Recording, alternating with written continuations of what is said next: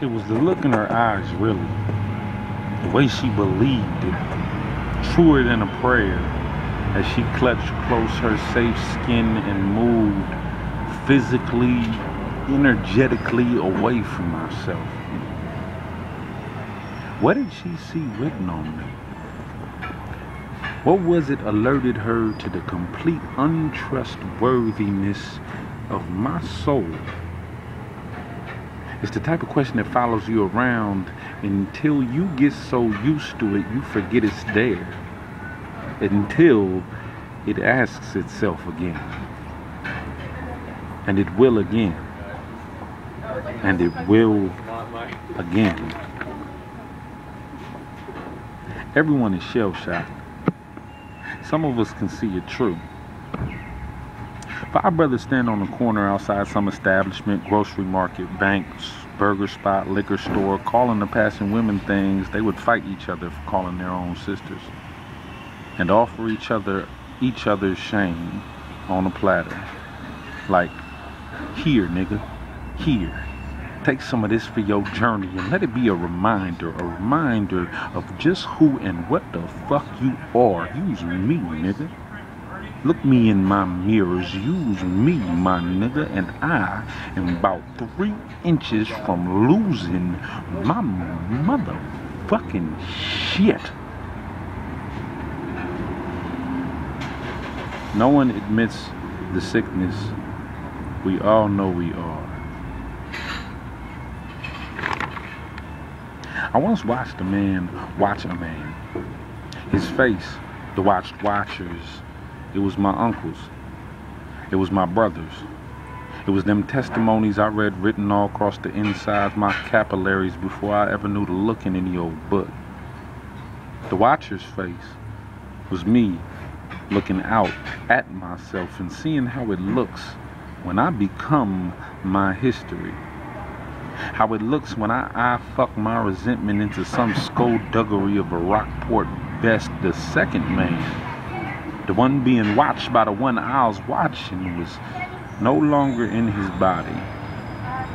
He was wholly fortressed up in some tower up, and in the back of his unpainted plaster mold, he was aware completely of being watched, and spending every single ounce of energy at his disposal performing that utter oblivion of a feigned innocence.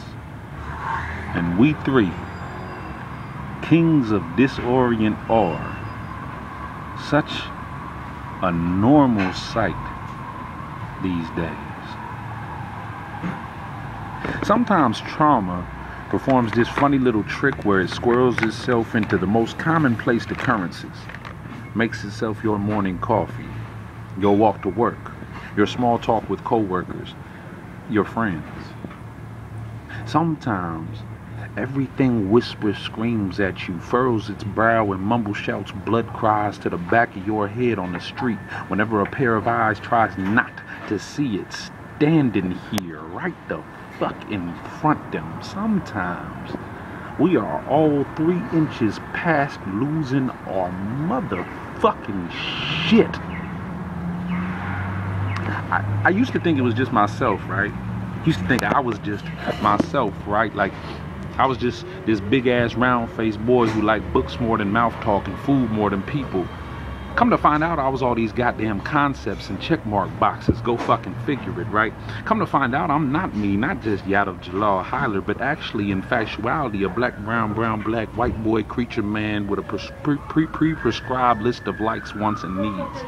And that by blood I was predestined to fiend this and dream of that, and that I am not myself, but who and what they tell me to be.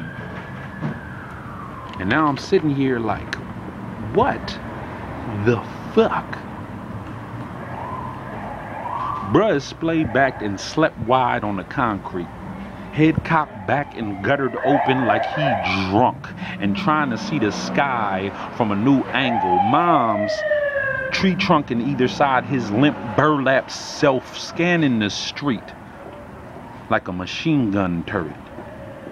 And the ambulance is taking too fucking goddamn long. Sometimes when I look you in your eyes and they explain to me that you are trying your damnedest to not see what they are showing, that I am looking at you, that I'm looking into you, that we are the same. Sometimes when that happens, this anger older than my bones wells up and it start talking at me, telling me shit, crazy shit, like how your jaw wants to know my knuckles intimate, how your jaw wants my knuckles to open it up like a long-awaited piece of mail. And these sometimes, man, I tell you what, they don't make me feel so in control. Did you know, I heard it was this thing they used to do where they would take them and physically move them away from where they belong. And once they had them moved into this new place of non-belonging, this place where they were no longer allowed themselves, they would tell them, look them in their eyes and tell them this is life now. What you think about that? The first time I ever was explained to my history, I flat out just did not get it. Like my mind straight up said, nope, nah, it couldn't happen like that. Most days, I still wish it never sunk in.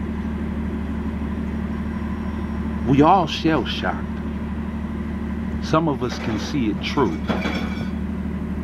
And I tell you, I don't wish that sight on not nobody. But it ain't about what I wish or don't. And a person can't get no kind of where spending their time not seeing what is pumping blood right in front of their face.